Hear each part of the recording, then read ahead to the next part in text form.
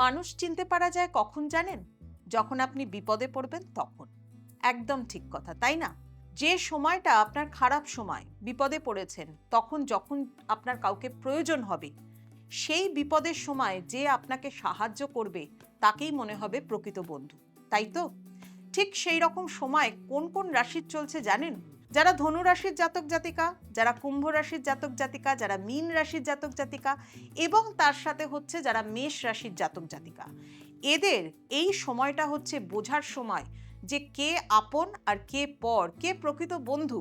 কারণ মানুষ চেনবার সঠিক সময় কিন্তু তাদের জন্য 2025 থেকে 2026-এর একদম মধ্যিখান অবধি সময়। এই সময়ের মধ্যে কিন্তু অনেক ডিফিকাল্টিজ আপনাদেরকে পেরোতে হবে।